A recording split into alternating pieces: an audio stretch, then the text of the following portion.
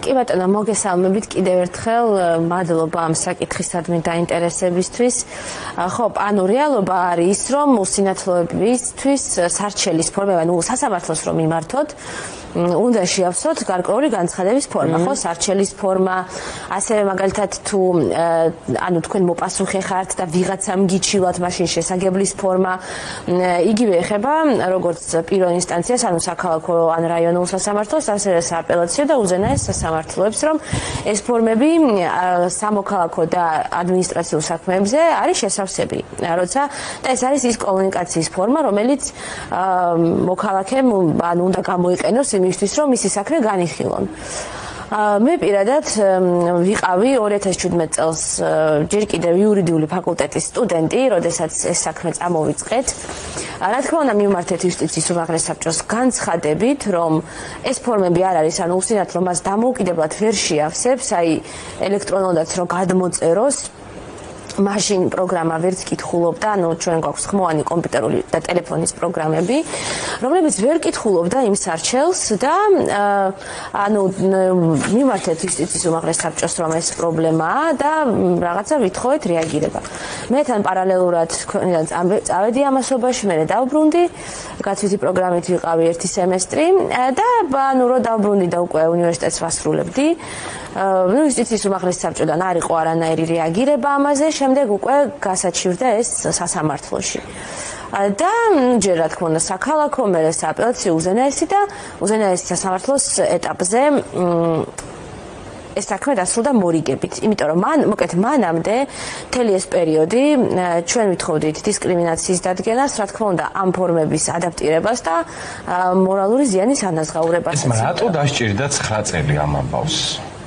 მარტივად, უბრალოდ იმიტომ, რომ ჩვენ არ ვიყავით პრიორიტეტი. მე ამას ასე აღვიქვა, იმიტომ რომ ტექნიკურად ამის გაკეთება ამ ფორმების არ არის ისეთი რთული და ეს ძალიან კარგად გამოჩნდა უზენაესი სასამართლოს ეტაპზე, როდესაც სხვათა შორის პრეცედენტულია ის, რომ უზენაესი სასამართლო ძირითადად საქმეებს განიხილავს დაუსწრებლად და ამ საქმეზე ჩაინიშნა სხდომა.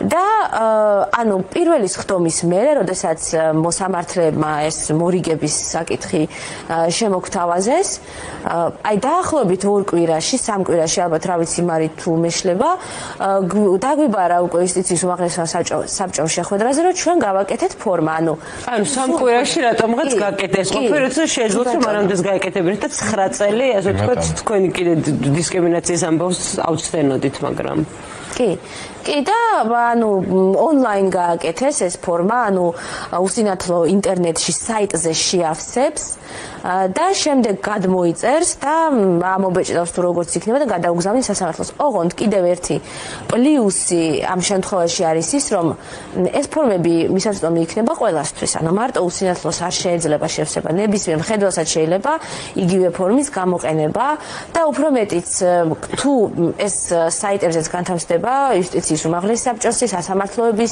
სასამართლოების შენობებშიც იქნება ეს ინფორმაცია ასევე განთავსებული, რომ თუ რომელიმე მხარე მაინც არის უსინათლო,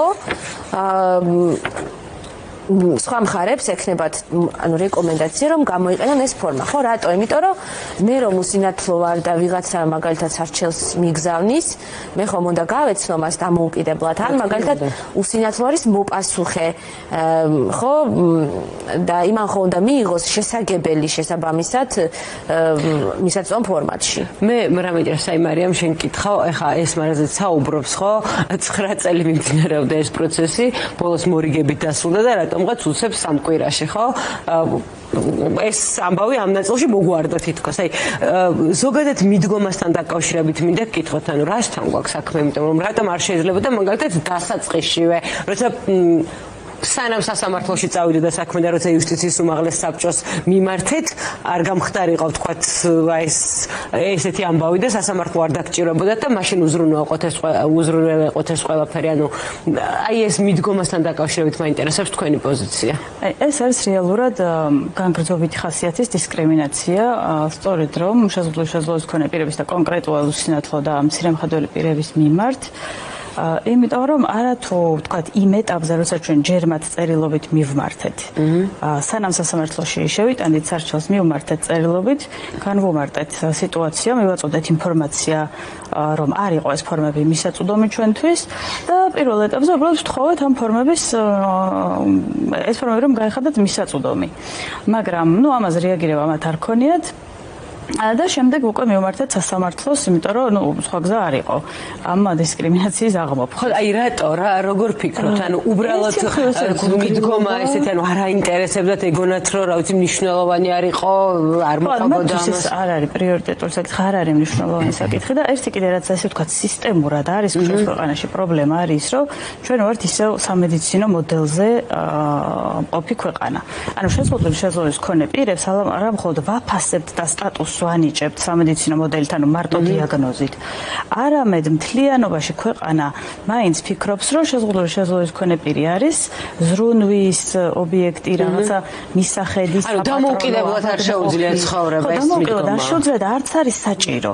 იმიტომ რომ ითვლება, რომ ის არის რაღაცა ავად, ცუდად და უნდა განიკურნოს და გახდეს კარგად იმისთვის, რომ მოერგოს და შეძლოს მე ყველა იმ თქვათ სიკეთით სარგებლობა, თუ საერთოდ ამ ქვეყანაში სიკეთები კიდევ დარჩა რამე, რომ ისარგებლოს.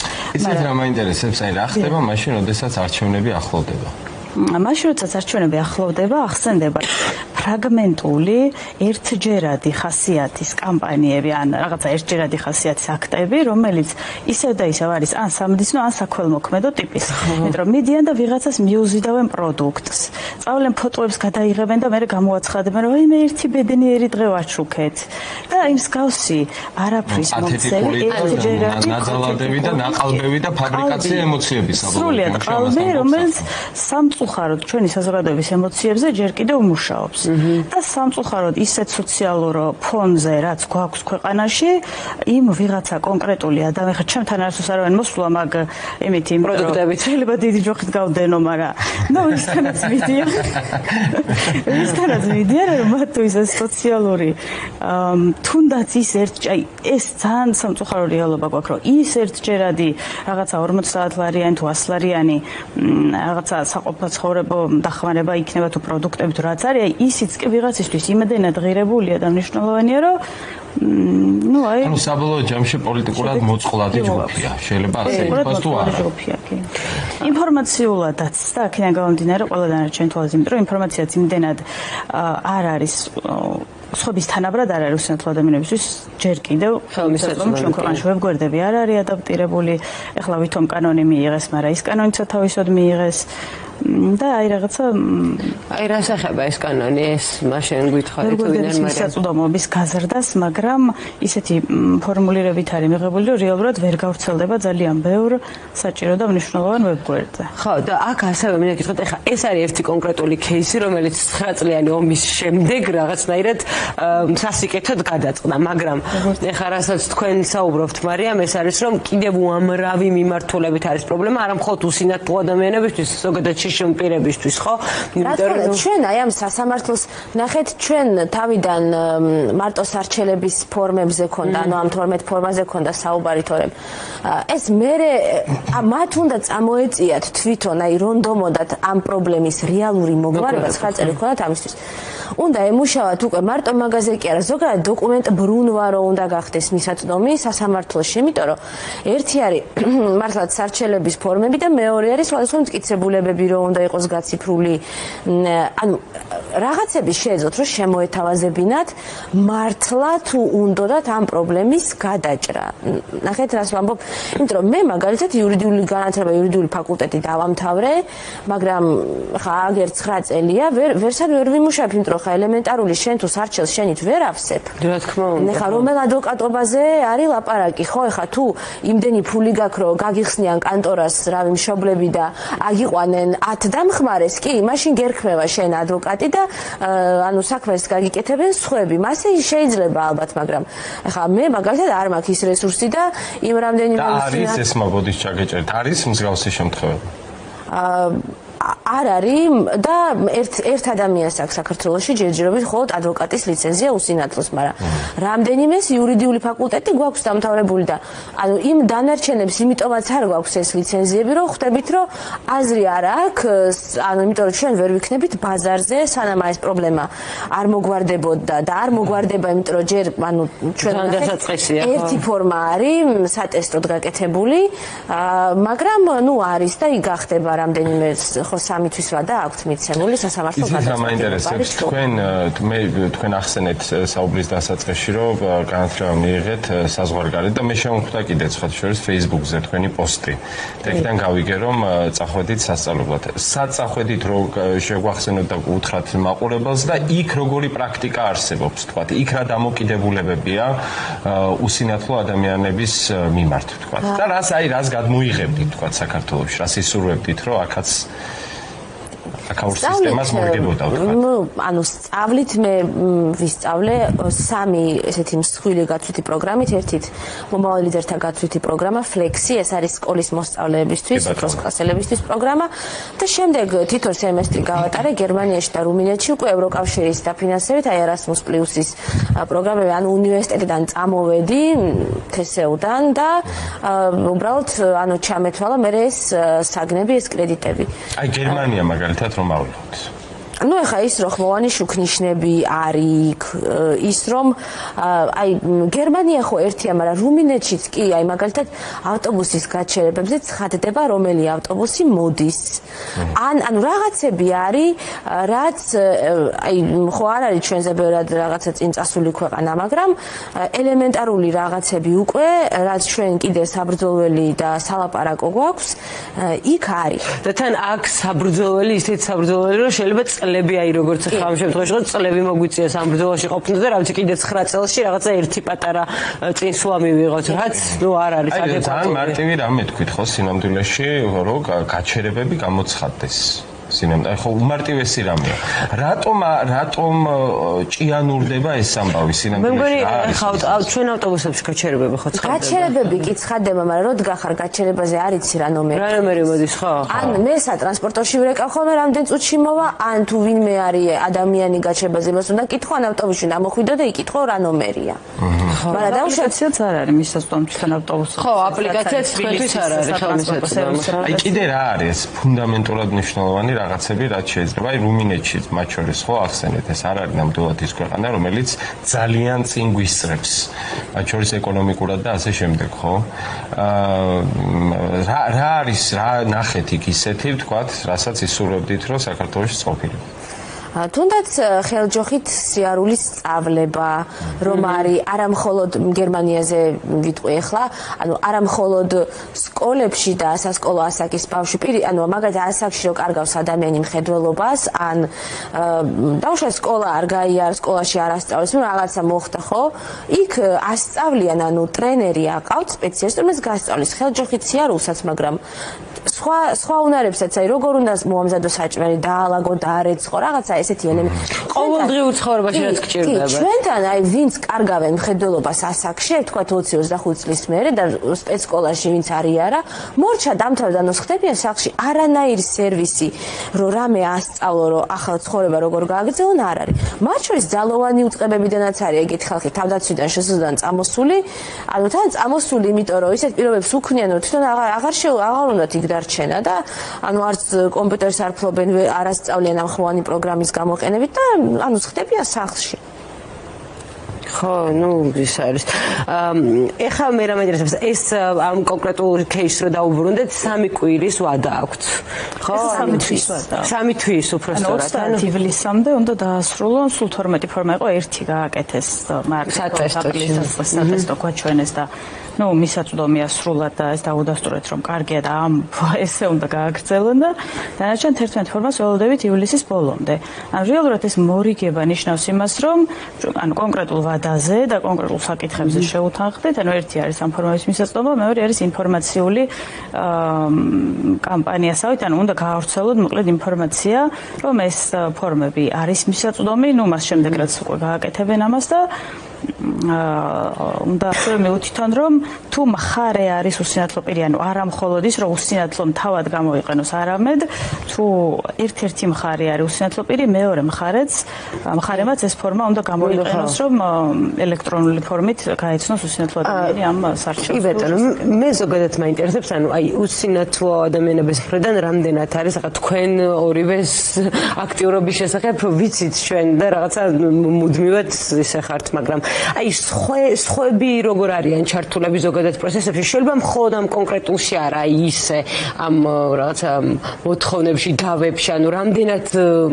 ხვდებიან იმ საჭიროებას, იმიტომ რომ აი ესმა მათ თქვა, რომ რაღაცა ასაკის მერე შეიძლება ადამიანმა მხედველობა დაკარგოს და სახლში დაჯდეს, იმიტომ რომ არ აქვს არანაირი რესურსი, რომ რაღაც აკეთოს. აი ეს ადაპტაციის პროცესი, ვთქვათ, რას ხედავთ თქვენ გარშემო? მე გეტყვით ძალიან კარგ მაგალითს, ეხა უსინათლოთა კავშირში მიდის ძალიან სერიოზული დავები, ადამიანები, რომელსაც თქვათ კრიტიკული აზრი, იმასთან და ამხელდნენ კორუფციას იქ არსებულს, გაუშვეს ორი ადამიანი, ანუ გარიცხეს ორგანიზაციიდან ამის გამო და ამ ადამიანებმა მიმართეს სასამართლოს და ეხლა გუშინ თუ როცა იყო რამდენიმე დღის წინ უზენაეს სასამართლოში და ანუ ჩაბარდა დოკუმენტი, რომ კი ანუ უნდა აღადგინონ ისევ კავშირმა ესენი წევრებად უნდა დააბრუნოს და უნდა აუნაზღაუროს მორალური ზიანი.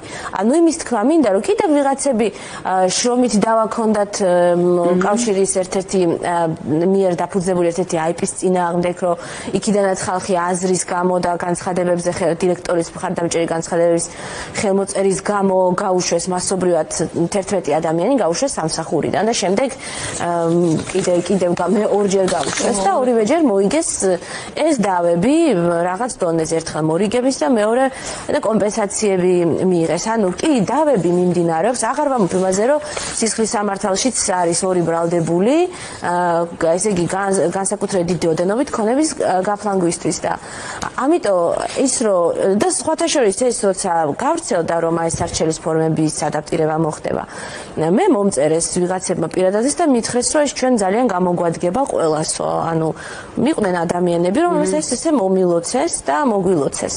ხო, ძალიან მნიშვნელოვანია მართლა ყველას გამოდგება ჩვენ ახლა ისეთ ქვეყანაში ვცხოვრობთ სასამართლოს ის ცოტა ის არის, მაგრამ რა თქმა უნდა ახლა მით უმეტეს იმ ადამიანებს რომლების უფლებებიც პირდაპირ შეიძლება ითქვას აი ყოველდღიურობაში ირღვევა და დისკრედიტაციას აქვს ადგილი, მათ უფრო მეტი საქმე აქვს სასამართლოსთან და შესაბამისად ხო კიდევ რამდენიმე დამხმარე ადამიანის ყოფნა მათ გვერდით ფინანსებსაც მოითხოვს და სხვა რესურსებსაც და შესაბამისად როცა შენ თვითონ გექნება ადამიანის შესაძლებლობა რომ ეს ყველაფერი გამოიყენო და შენზე ადაპტირებული იყოს, რა თქმა უნდა, რაღაცა უფრო წინ წავიწევთ. ორ რამეს ვიტყვი კიდევ, ძალიან მნიშვნელოვანი არის, ანუ იმისთვის, რომ ნახეთ, ძალიან აცრილები არიან ჩვენი უწყებები დისკრიმინაციის აღიარებას, ანუ არაფრის დიდებით ეს არ უნდათ. სხვა შეს ქალთა მიმართ ძალადობა. ამ შემთხვევაში აღიარეს ამ გადაწყვეტილებაში ეს ანუ არა, იმიტომ რომ ახან ეს მორიგება არის, დისკრიმინაციული საფუძველი და დისკრიმინაციის ფაქტის დადგენა, ხო, არისო. თუმცა ჩვენი მოთხოვნა ერთ-ერთი მოთხოვნა ხო ეს ისე კი. რა არის ისეთი და კიდევ რა არის ვთქვათ რისთვისაც ახლა იბრძვით და რომელიც შეიძლება არ ვიცი 9 წლის შემდეგ ისე გამარჯვებით დასრულდეს ვთქვათ. ხო, აი დავასრულებ ამას, რასაც ვამბობთ, ნახეთ, ეს ძალიან მნიშვნელოვანია, რომ დისკრიმინაცია სასამართლოებმა აღიარონ, იმიტომ რომ აღიარებით გასაგებია, რომ საზოგადოებისთვის ძალიან უსიამოვნოდ ჟღერს ყურში, რომ ჩვენ ვიღაცას, სუსტი ვთქვათ, დავჩაგრეთ, ხო, მოწყვლადი ადამიანი, მაგრამ ამას თუ არ ვაღიარებთ, ამას ვერასდროს ვერ გამოვასწორებთ. ეს არის ერთი და მეორე ამბავი, რაც არის მნიშვნელოვანი დასავლეთში და ყველგან, სადაც კი შეშემო პირთა უფლებები, ასე ვთქვათ, იყო დაცული, ეს მოხდა იმის ხარჯზე, რომ ბიზნესმაც, სახელმწიფომაც გაიაზრა, რომ უფრო ძვირი უჯდებათ დისკრიმინირება, ანუ ექსკლუზია და გარიყვა, ვიდრე ის, რომ თავიდანვე ყველაფერი სწორად გააკეთონ, იმიტომ რომ იგივე ამერიკაში, იგივე ევროპაში ძალიან დიდი მორალური ზიანის ანაზღაურების კომპენსაციები ეკისრებოდათ და ეკისრებათ დღემდე ესეთ დაწესებულებებს, რომლებიც შეშემო პირთა საჭიროებებს ყურადღებას არ აქცევენ. რათან საბოლოოდ მაინც უწევთ იმის გაკეთება, რაც წლები არ გააკეთეს, ეს გამოც კომპენსაცია გადაიხადეს. და ახლა ვთქვათ რა პროცესია, ვთქვათ რისთვის რა არის ის ფუნდამენტური რისთვისაც აგრძელებთ ბრძოლას, ვთქვათ. წარმოიდგინეთ და შუქნიშნები მაგალითად, ჯერ თბილისში. რეგიონებზე ბოდიში ეს გეჭების საუბარში, რეგიონებზე საერთოდ აღარ საუბრობთ, იმიტომ რომ მართლა წარმოდგენაც არ მინდა იქ რა პრობლემებია. და მე ვიღაცა გამოვა და იტყვის სოფელში რატო არ მიდის ხალხი და რატო არ ბრუნდება და რატო მიდის ყველა რატო გარბის იქიდან, ხო? ან თან მარტივი რაღაცა არის. აი ჯერთ ის რომ შუქნიშნები მარტო აი რამდენიმე ადგილას არის ხმოვანი და ისიც სადაც არის, მე რაღაცებს რო ცვლიან, ცვლიან ხმას, მაგალითად მწვანეზე რა ხმა აქვს, წითელზე რა ხმა აქვს და უსინათლო ერთი უბნიდან მეორეში რომ მიდის, ვეღარ იგებს რომელია წითელი, რომელია მწვანე.